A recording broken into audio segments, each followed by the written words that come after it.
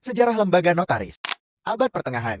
Lembaga notariat muncul dari kebutuhan masyarakat. Sejarah lembaga notariat berasal dari Italia Utara pada abad 11 atau 12, di mana pada masa itu Italia Utara merupakan pusat perdagangan. Lembaga notariat disebut sebagai Latinus notariat.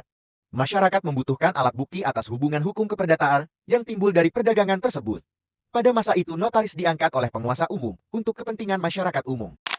Pada awalnya, para notari memiliki tugas untuk mencatat atau menuliskan pidato yang diucapkan dahulu oleh Cato dalam Senat Romawi pada abad ke-5 dan ke-6 nama notari. Sejak abad ke-5 itulah, nama notari diartikan sebagai para pegawai istana.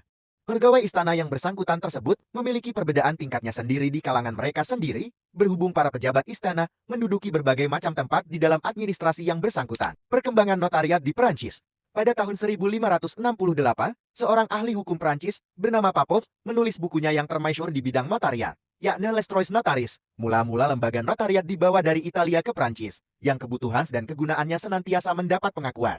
Telah memperoleh puncak perkembangannya, dari Prancis pula pada permulaan abad ke-19 lembaga notariat yang telah dikenal saat ini, meluas ke negara-negara sekelilingnya, dan bahkan negara-negara lainnya. Notariat abad 17 di Indonesia. Notariat mulai masuk di Indonesia pada permulaan abad ke-17 dengan adanya Ost-in Compagnie di Indonesia pada tanggal 27 Agustus tahun 1620.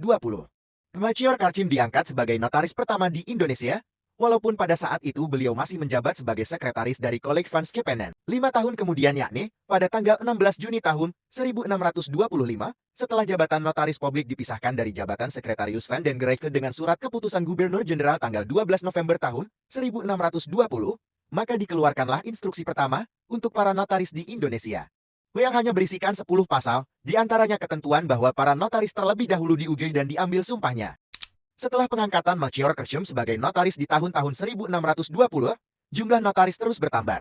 Pada tahun 1650, ditentukan bahwa di Batavia akan diadakan hanya 2 orang notaris dan untuk menandakan bahwa jumlah tersebut telah mencukupi dikeluarkan ketentuan bahwa para prokuror dilarang untuk mencampuri pekerjaan notaris. Sejarah notariat di Indonesia juga pernah mengalami kemerosotan, yakni ketika pada tahun 1954 diundangkan undang-undang mengenai wakil notaris dan wakil notaris sementara.